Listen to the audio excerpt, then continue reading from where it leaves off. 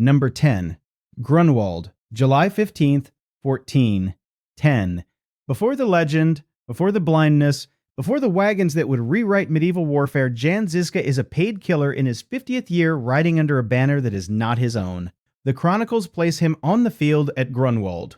Though we should be careful here, his presence at that battle is tradition rather than absolute certainty. Some accounts describe him as a mercenary in the retinue of the Bohemian nobleman John Sokol, serving with the Polish-Lithuanian army under King Vladislav II.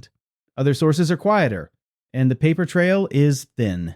What is certain is that Grunwald happened, and it happened on a scale that few men who fought there ever forgot. Between the villages of Grunwald and Tannenberg on a hot summer afternoon in the woods of what is now northern Poland, the alliance of the Kingdom of Poland and the Grand Duchy of Lithuania met the Teutonic Order in one of the largest pitched engagements the medieval world would ever see. The Grand Master of the Order, Ulrich von Jungingen, brought roughly 27,000 men against a Polish-Lithuanian coalition of somewhere between 16,000 and 39,000. Numbers in medieval battles are always slippery. What matters is that both armies were enormous by any pre-modern standard, and by the end of the day, most of the Teutonic leadership would be dead.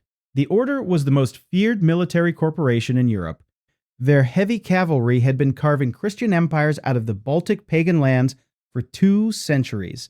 Their armored charge was, in the language of the time, the final argument in any dispute. At Grunwald, that argument met a wall of Polish knights and Lithuanian horsemen joined by Tatar skirmishers and Bohemian and Moravian mercenaries. The battle turned. The Grand Master was killed, cut down by a lance thrust through the throat as he tried to rally a reserve. The chronicler Jan Długosz records that 203 of the Order's 270 brother knights fell before the sun set. The Teutonic knights, who had ruled the Baltic coast from the Vistula to the Gulf of Finland, would never fully recover. Somewhere in that mass of steel and blood, chronicles say, was Jan Zizka. He was not a commander, he was not famous, he was a lower nobility Bohemian who had spent most of his life as a paid soldier, and, before that, as something closer to a bandit. He had lost one of his eyes at some point earlier in life, either in a childhood accident or in an adolescent fight. The sources do not agree. He was already known in some circles as the one-eyed Žižka. What Grunwald teaches him, chronicles say, is what the medieval battlefield looks like when it fails in every direction. He watches the mounted charge, the disciplined footmen the reserves committed too late, the flags going down. He watches the death of the most efficient killing machine in Europe. 9 years later, the priest Jan Hus, a Bohemian preacher who has denounced the corruption of the Catholic Church, will be burned alive at the Council of Constance despite a safe conduct promise from Emperor Sigismund. His followers will rise in Bohemia.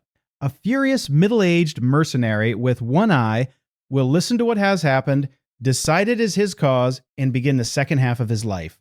Grunwald is the classroom. Everything after it is the exam. Number 9. Sudoměř, March 25th, 1420. The Hussite revolt is 8 months old and losing.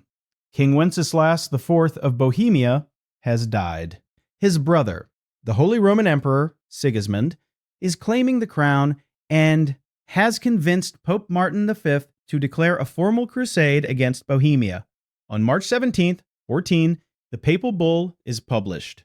On March 25th, in a shallow valley in southern Bohemia, beside a series of drained fish ponds, Jan Zizka, now roughly 60 years old, is caught in the open with 400 people. Not 400 soldiers. 400 people. Fighters, women, children, refugees, a whole displaced community pulling south toward the newly founded Hussite stronghold of Tabor.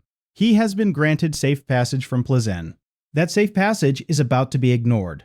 A force of 2,000 heavily armored royalist cavalry, led by a coalition of Catholic Bohemian nobles who called themselves the Iron Lords, is bearing down on him. They outnumber his fighters 5-1 in raw bodies and dramatically more than that in armor, in horses, and in trained killing power. Žižka has 12 wagons. He has always had 12 wagons. He has been thinking about wagons for years. He drives the vehicles into a chained circle, wheel hub against wheel hub, with the horses inside the ring and the fighters lining the outside. Behind the wooden walls, he places crossbowmen and a few of the primitive handguns that Bohemian ironworkers are only just beginning to manufacture. In the gaps between wagons, he stations men with agricultural flails. Not swords. Flails. The hinged wooden threshing tool a peasant uses to separate grain from chaff, reinforced now with iron studs on the striking end. In the hands of a farmer, swinging down onto an armored head from behind a wagon rail, it is one of the most devastating close-range weapons of the era. Žižka anchors his position with terrain. On one flank, he places a fish pond that has been drained but is still choked with mud below a thin surface crust. On the other, the wagon wall itself. The knights charge. The knights charge again. The knights charge a third time. Every assault comes at the fixed wall of chained wagons and breaks. When the more mobile Bohemian commanders on the royalist side try to sweep around the flank, they do exactly what Žižka wants them to do. They ride into the drained fish pond. Horses go down to the fetlocks in mud, then to the belly. Armored men in 30 to 40 kilograms of plate topple sideways off saddles and into the black soup, where they cannot rise. From the wagon rims, flails come down. Iron studs meet helmets. Skulls come apart inside their padding. By the time night falls, at least 3 of Žižka's wagons are wrecked, and the Hussite commander Brenek is dead. But the royalists have taken heavy losses and have pulled back. Žižka's column limps south and reaches Tabor. Nobody had heard of a peasant force turning back armored cavalry on this scale. Now, everyone has. In one afternoon, over drained mud, and behind 12 wagons, Jan Zizka has proven that the entire foundation of medieval warfare, the mounted armored charge, can be broken by a fortified peasantry with cheap iron tools. From this moment forward, he will not be a mercenary. He will be a general. And the Wagenburg, the wagon fortress, is about to become the most feared word in European tactical vocabulary. Number 8. Vítkov Hill, July 14th, 1420. Prague is under siege by a crusade, not a metaphor. A crusade in the formal medieval sense, called by the Pope, blessed by his legate, led by a holy Roman emperor. The chroniclers of the day, prone to exaggeration, put the crusader force at somewhere between 100,000 and 200,000 men. Modern historians settle it lower, at perhaps 50,000 to 100,000 fighters drawn from Germany, Hungary, Austria, Moravia, and every Catholic principality that could scrape together mailed cavalry for a Pope's holy war. Whatever the true number, the force outside Prague is the largest army Central Europe has assembled in decades, and Prague, the Hussite capital, is not built to survive the pressure. Except that on a low rocky ridge just east of the city, in a vineyard planted by Sigismund's own father, Charles IV, Jan Zizka has built 2 small wooden blockhouses, simple log cabins, walled around with a shallow trench and a low palisade. Vítkov Hill is not much of a fortress. It is a fingernail of a position, but it commands the last supply road into Prague that the Crusaders have not managed to cut. If the Crusaders take Vítkov, they can strangle Prague. If Prague dies, the Hussite cause dies with it. Žižka understands this and personally garrisons the hill with, according to tradition, 26 men, 2 women, and 1 girl. That is the entire defensive complement of the position holding Prague's throat open against a papal army. Modern historians push the number up somewhat, perhaps to 60 fighters, perhaps to 80. Even the upper estimate is close to a rounding error against the force massing against them. On July 13th, 1420, the Crusader cavalry crosses the Vltava River. On July 14th, in the late afternoon, an hour before sunset, a detachment of heavily armored horsemen from Meissen and Thuringia under Heinrich of Eisenberg begins climbing the southern slope. The ground works against them. The approach funnels the riders into a narrow path, single file in places where their overwhelming numerical advantage becomes a liability. The lead ranks can fight, the rest can only watch. Even so, sheer weight begins to tell. The knights push through the outer defenses. Žižka's tiny garrison gets pushed back toward the log cabins. The women on the palisade are still fighting. Then, from the new town of Prague, a relief force of Hussite bowmen and flail-wielding infantry breaks out of the city and comes up the southern slope through the vineyards, hitting the Crusader column in the flank. What happens next is described by chroniclers on both sides. The knights, packed onto a narrow path with a cliff on one side and a rising slope on the other, cannot maneuver, they cannot retreat, They panic. Some are pushed over the cliff by their own comrades. Others are cut down as they try to reach the river. Numbers vary in the sources, but the Crusaders lose somewhere between 400 and 500 knights killed on the slopes of Vítkov. The Hussites lose, according to tradition, 2 or 3 men. Sigismund has himself hastily crowned King of Bohemia inside Prague Castle, which is still in Catholic hands, then leaves the country. The First Crusade is over. It ended on a hillside defended by a couple dozen peasants and 3 women who did not run. The hill still exists. Today it stands in the Prague neighborhood of Žižkov, named for the general. On its crest is one of the largest equestrian bronze statues in the world. Jan Žižka, on horseback, sword raised. He has one eye in the statue, which is honest because he still had it on the day of the battle. Number 7. Kutná Hora, December 21st, 1421. The Second Crusade has come, and it is far more organized than the first. Sigismund has spent the summer and autumn preparing. Cardinal Bronda da Castiglione has rallied support across the empire. In Nuremberg on April 13th, imperial recruitment orders went out. This time the emperor has coordinated German principalities, Hungarian forces, and Silesian contingents into a single field army, and this time he has aimed it not at Prague, but at Kutná Hora, the silver mining town whose deep shafts fund half of Bohemia. Whoever holds Kutná Hora holds the money.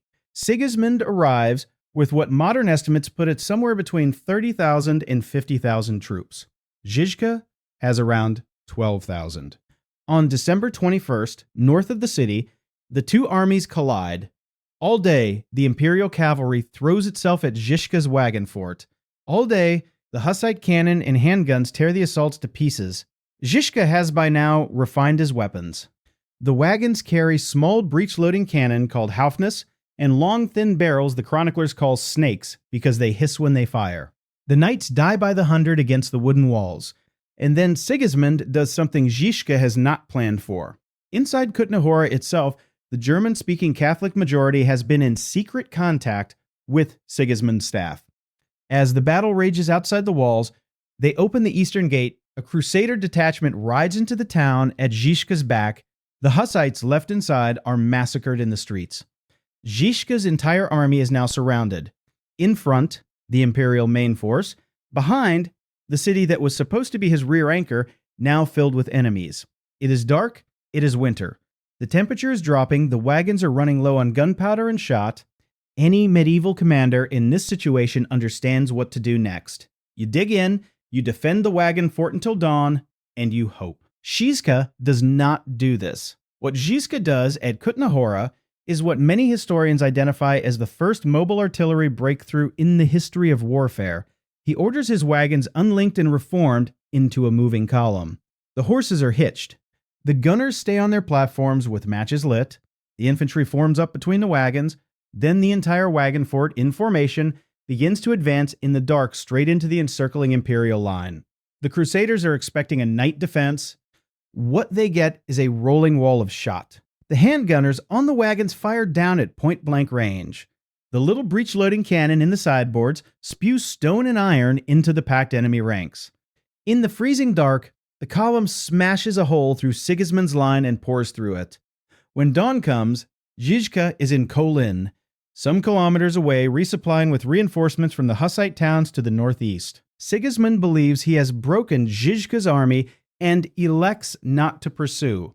He is about to learn that he has done nothing of the sort. The wagons that carried men through the encirclement at Kutná Hora will, in 15 days, chase Sigismund's army into a frozen river.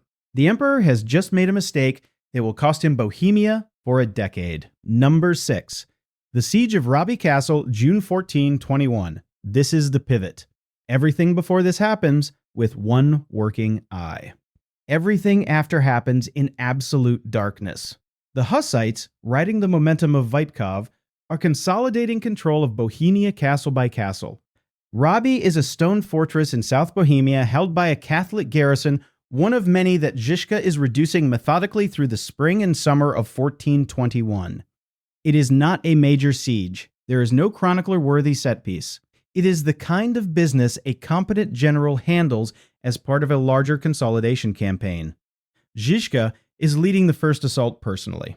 He is 61 years old, and the accounts describe him with a helmet raised so he can see the wall clearly through his one remaining eye. He is directing a rush against a breach when an archer on the wall above him releases a shot.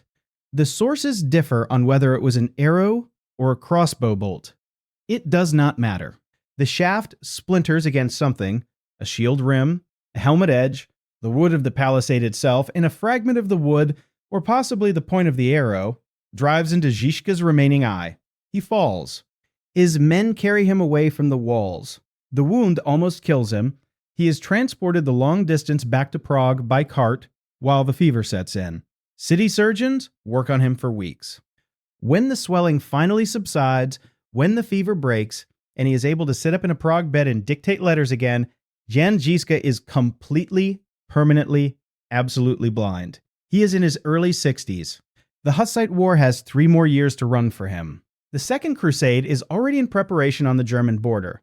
The first move of any sane commander in this position is retirement.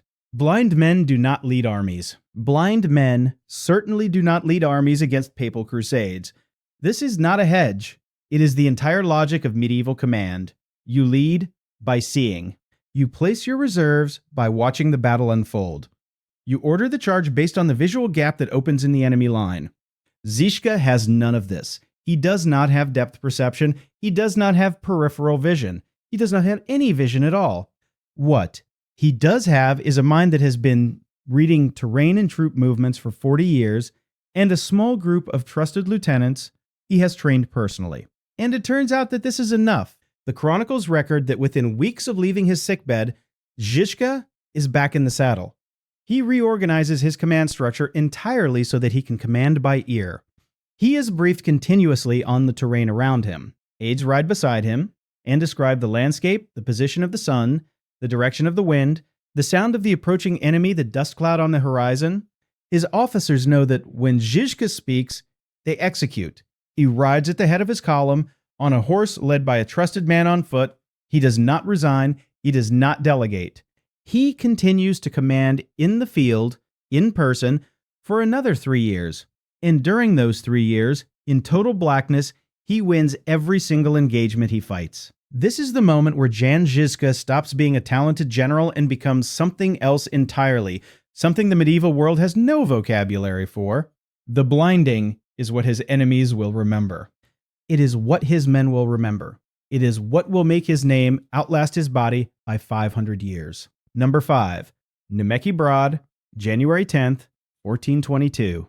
This is the pursuit that ends the Second Crusade. It is also the first battle Žižka fights completely blind, and it is worth understanding what completely blind means in this context. He does not see Sigismund's army breaking. He does not see the cavalry retreat. He does not see the wagons of the Crusader supply train scattered across the snow. What he hears from his lieutenants riding alongside him is that after the breakthrough at Kutná Hora and the Hussite reinforcements arriving from Gießen and Turnov, the imperial army is coming apart. Sigismund has ordered a general retreat. The retreat has curdled into a rout. On January 6th, the Hussites catch the imperial rearguard at Nebovity between Kolin and Kutná Hora and shatter it, killing perhaps 12,000 imperial troops in a single day of pursuit. Sigismund himself only escapes because he abandons his baggage and rides through the night with a small personal escort. His army streams east and southeast across the winter landscape toward the Sazava River, toward the German-speaking silver town of Německý Brod, which translates in Czech as German Ford. The Crusaders reach the town on the evening of January 9th. Sigismund orders it defended, so his own retreat can continue.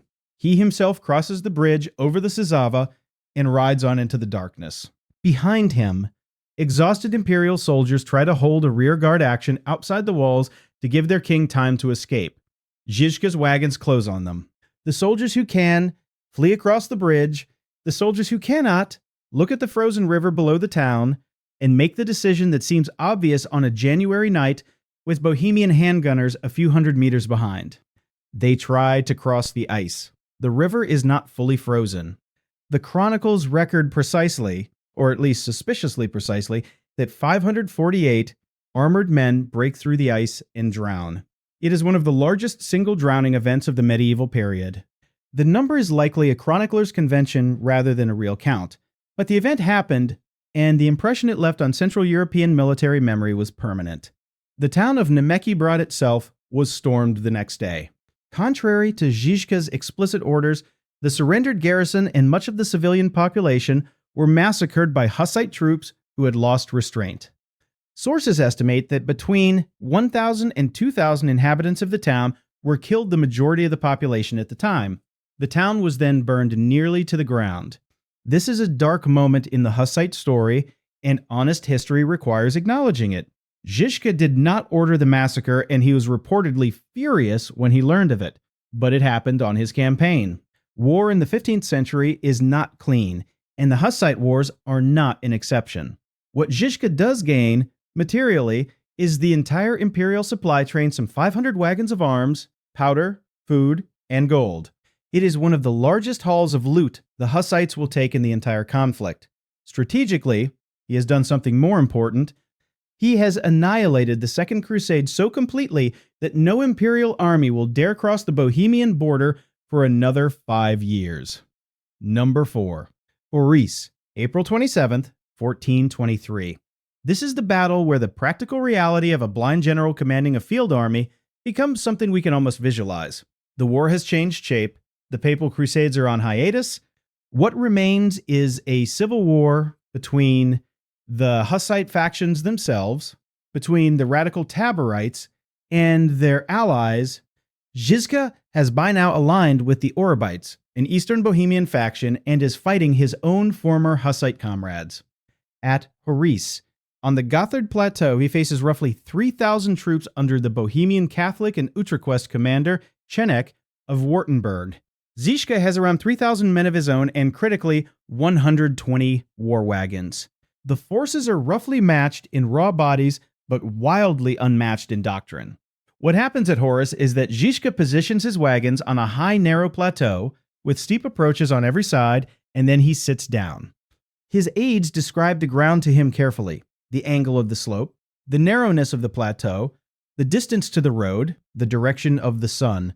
Žižka is completely blind, and he is directing the placement of every single wagon by ear based on descriptions of ground he has never seen with his eyes and will never see. When Württemberg's cavalry arrives, they find themselves unable to charge up the slope in formation. They dismount. They come up on foot in armor, exhausted before they reach the wagons. The Catholic artillery at the base of the hill cannot elevate high enough to hit the wagon platform on the crest. Žižka's cannon at the crest can fire down at a flat trajectory into the packed, dismounted knights climbing toward him. Wave after wave of attackers is stopped in the open ground below the plateau. The men on the wagons hold their fire until the aides tell Žižka the enemy has committed his reserves. Then, with the enemy attack stalled and disordered on the slope, Žižka orders his small cavalry force to burst out from behind the wagons and charge downhill. The Catholic infantry, already exhausted, breaks and flees. It is a small battle, by the numbers, but it is a demonstration piece. Žižka has proven that a completely blind commander with an internalized system of terrain analysis delivered by trusted subordinates can direct a set-piece battle from position selection through timing of the counterattack. Shortly after Hořice, Žižka dictates his military order, the Zizkov Vojenský Rad, one of the earliest surviving formal codes of military conduct in the European tradition. It regulates discipline, distribution of loot, treatment of prisoners, obedience to command. It is the constitution of an army built to be commanded by a man who cannot see. Its author is one of the only commanders in the history of warfare who ever fought under those conditions. Number 3. Malešov, June 7th, 1424. Žižka's masterpiece fought in total darkness against overwhelming odds and won inside 60 minutes. By the summer of 1424, the Hussite civil war has narrowed to a personal conflict between Žižka's Orobite-Taborite coalition and the Prague Hussites reinforced by their Catholic allies. Žižka is being pursued. His enemy army, marching under Prague's banner, is 12,000 to 14,000 strong. Žižka has roughly 7,000 infantry, 500 cavalry, and, once again, his wagons. He retreats east through Bohemia, cross-country on roads that dip through valleys and rise over low ridges. Just outside the village of Malešov, about 6 kilometers from Kutná Hora, he stops. The terrain is what he has been waiting for. A hill rising steeply on the northern side of the road, a stream, the Victories, running along the southern edge, and a stretch where the road narrows so that a marching column has to funnel through single file in the middle. Zizka's aides describe the ground. The blind general listens and gives orders that will be studied for centuries. He drives his army onto the crest of the hill. He places his cavalry on both flanks. He deploys 300 of his wagons on either side of the position in an offensive posture, meaning they can advance rather than merely defend. And in the center, he does something that has almost no precedent in medieval warfare. He fills a cluster of heavy wagons entirely with stones, rocks the size of a man's head packed into the wagon beds until the axles groan. Then he waits. The Prague army arrives at midday. Their vanguard reaches the valley and begins to ford the Victories. The bulk of the army trails behind, strung out along the narrow road, unable to bring its numerical superiority to bear in the compressed space. Žižka waits. His aides tell him that half the enemy column has crossed the stream. He waits longer. His aides tell him that the enemy has begun to compress into the valley, that the vanguard and the main body are now within artillery range of the hill. Then Žižka gives the order. The wagons at the top of the ridge, the ones full of stones, are shoved forward. Gravity does the rest. Multi-ton wagons packed with rock roll down the steep slope, gathering speed, plowing into the Prague column at its most compressed point. Simultaneously, Zizka's cannon on the flanks open fire across the valley. Simultaneously, his infantry advances behind the rolling wagons. Simultaneously, his cavalry sweeps down from both flanks into the flanks of the disintegrating column. It is a coordinated blow with 4 elements: stone avalanche, cannon fire, infantry advance, cavalry envelopment, all 4 arms firing at the same target at the same moment from different angles. The Prague army does not break. It ceases to exist as a coherent unit. Between 1,200 and 1,400 men are killed in less than an hour. All of the Prague artillery is captured, all of their wagons. Žižka loses 200 men. In terms of pure casualty ratio and in terms of the sophistication of the combined arms doctrine, Malešov is one of the most one-sided medieval battlefield victories in the historical record. And it was directed from position selection through timing of the release by a completely blind man on a horse, held by an aide listening to lieutenants describe a valley he could not see. Malešov does not just win the Hussite civil war for Žižka, it secures his political dominance over the entire Hussite movement. In the months that follow, he consolidates his hold. The moderate Hussite factions accept his terms. Žižka is now, without qualification, the master of Bohemia. Number 2. Přibyslav, October 11th, 1424. He does not die in battle. This is one of the strange facts of Jan Žižka's life. The blind general who spent the last 3 years of his war in constant field command, riding at the head of his column into every major engagement, dies of disease during a routine siege. In the autumn of 1424, Žižka is on campaign in the Bohemian Moravian highlands, moving against a network of Catholic strongholds. He besieges the castle at Přibyslav near the modern town of Žižkovo. The castle falls after 2 days, then Žižka collapses.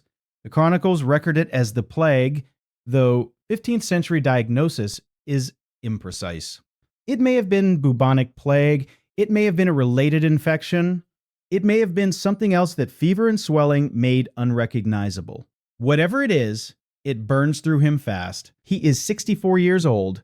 He has been on continuous campaign for 5 years. His body has taken more damage than any man should, and now it is finished. He lies in a tent outside Přibyslav for 4 days. His officers gather around him. He dictates, as best as anyone can reconstruct, final orders. Then he dies. What happens next has become one of the most famous legends in medieval European military history. According to chroniclers writing after the fact, Žižka's dying request is that after his death, his skin be flayed from his body and stretched across a war drum. The idea being that his men, hearing his skin beat the marching rhythm at the head of the column, would follow him into battle even after he was in the ground. Historians treat this story with heavy caution. There is no contemporary evidence that any such drum was ever actually made. The legend appears in chronicles written decades after Žižka's death, and it fits neatly into a folk hero tradition that was building around him even before he died.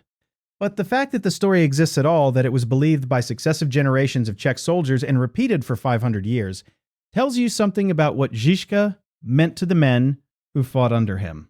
He was the only leader they had who had never lost. He was the man who had made a blind body into a weapon. The idea that death itself was a technicality he might refuse was not in the emotional register of the movement. Absurd.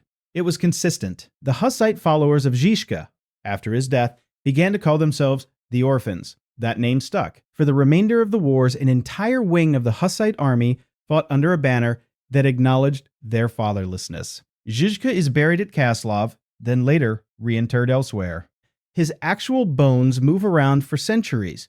His actual skin, in all likelihood, decomposed in the earth like any other man's.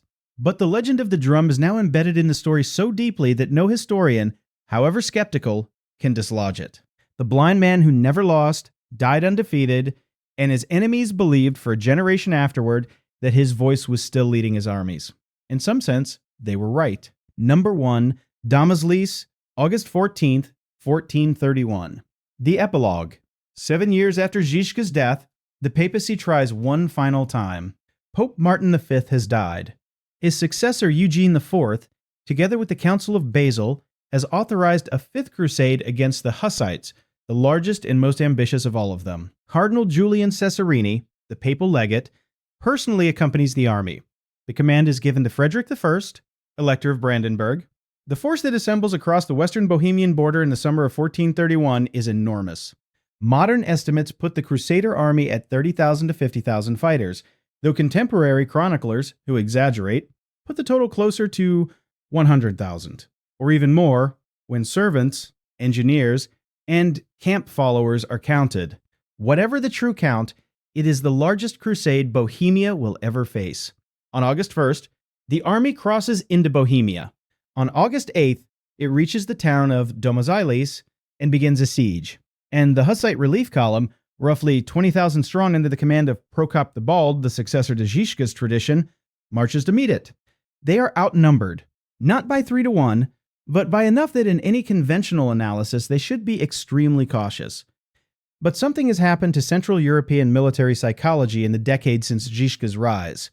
The Crusaders have learned, in defeat after defeat, that the Hussite wagon columns are not a normal enemy. They have learned that Hussite infantry does not break under charges. They have learned that Hussite gunners do not miss, and they have learned to fear the sound the Hussite column makes as it approaches. Because Žižka's army marched to a song. K tos, Jesu Bozi, Ejo Javinci. Ye who are warriors of God. A hymn composed sometime in the 1420s, probably by the Taborite priest Jan Capek, sung by the entire marching column in unison, accompanied by drums and horns. The rhythm is slow, thick, dense. It rolls across a valley like a physical thing. Contemporary sources describe the effect it had on enemies who had encountered it before. It made men who had already lost battles to Hussite armies remember exactly how those battles had felt. On August 14th, 1431, the Crusader camp outside Domažlice hears the approach of Prokop's column before it sees it. What the Crusaders hear, coming through the wooded hills west of the town, is the hymn. They see the dust cloud on the horizon, and then, before Prokop's army has reached the field, before a single cannon has fired, before a single knight has been unhorsed, the Crusader army breaks. Frederick of Brandenburg cannot hold his men. The Italian, German, and Hungarian contingents begin to withdraw. The withdrawal turns into a retreat. The retreat turns into a rout. Cardinal Cesarini himself flees, abandoning his papal legate's cross and, more infamously, a chest of secret correspondence that the Hussites will later capture and read with great interest. The Hussites, once they arrive on the field, find a Crusader camp emptied of soldiers. They pursue. What follows is a running massacre through the Bohemian forest. The chronicles record that 8,000 wagons of Crusader equipment are captured, the military equipment of a papal crusade abandoned in a panic that was triggered before contact was ever made. It is the last crusade against the Hussites. The Fifth Crusade does not merely fail, it fails without a battle. It fails because 100,000 men, or 50,000 or 30,000, whatever the true number was, hear a hymn coming through the woods and remember what happened to the last army that stayed to fight it. The commander of the Hussite column that day was not Jan Zizka. Zizka had been dead for 7 years. His bones were somewhere in a Czech grave. But the army that marched to Domažlice, the doctrine that formed it, the discipline that kept it from breaking, the wagons that carried it, the artillery that had killed 5 crusades worth of European knights, the hymn that its men sang as they came over the ridge, all of it was Zizka's inheritance. He is beaten in the end by a song from a dead man's army. Jan Zizka's life is one of the strangest arcs in medieval military history because it inverts almost every assumption medieval Europe held about how war was supposed to work. He was not a knight. He was not particularly high-born. He did not lead from behind a wall of armor with a lance in his hand. He led with one eye, then with none. He built his army out of the class of people that European knighthood had been trained to disregard, and he taught that army to break knights the way knights had once broken peasants. He did not lose a battle. Alexander the Great did not lose a battle. Genghis Khan did not lose a battle. In the same shortlist, without exaggeration, sits a middle-aged Bohemian mercenary with no working eyes who fought his last campaign at the age of 64 and died of plague on the road. His enemies could not defeat him with 5 crusades and could not defeat his memory with a 6th. His men called themselves the Orphans, after he died, because they understood correctly that no one was coming to replace him. His skin, according to legend, was made into a drum. His hymn survived him by centuries and is still known in the Czech Republic today. The Vítkov Hill in Prague, where 26 men and 3 women held off a papal army, still stands. The largest equestrian bronze statue in Central Europe rises from its crest. Jan Žižka on horseback, sword raised, one eye in the bronze. Because that is how he appeared to the men who fought at Vítkov and remembered him. The other eye they left in shadow. If you enjoyed this deep dive into the blind general who broke medieval warfare, hit the like button. It genuinely helps the channel and tells the algorithm to show these forgotten military histories to more people. Subscribe if you have not already, and turn notifications on so you never miss a new video. And drop a comment right now. Tell us which of Žižka's 10 battles surprised you most. Sudoměř, where 400 peasants with flails broke 2,000 armored knights in the mud. Vítkov, where 3 women helped hold a hill against a papal crusade. Kutná Hora, where a blinded man led the first mobile artillery breakthrough in history through an encirclement in the dark. Malešov, where he rolled wagons full of stones downhill into an army he could not see. Or Domažlice, where a hymn from his dead army broke a crusade of 100,000 without a single blade being drawn. Tell us where you are watching from. Our audience spans the world, and every one of you keeps this kind of history alive by being here. If Žižka's story hooked you, you might enjoy our next video on the fall of Constantinople in 1453, where the last Roman emperor died on the walls of his own city fighting a siege that changed the shape of the world. It is waiting for you now. Thank you for watching. Some generals win because they are lucky. Some win because they are talented. Jan Žižka won because he was neither of those things alone, but because he understood that the medieval battlefield was a system and he had built the only system that could break it. See you in the next one.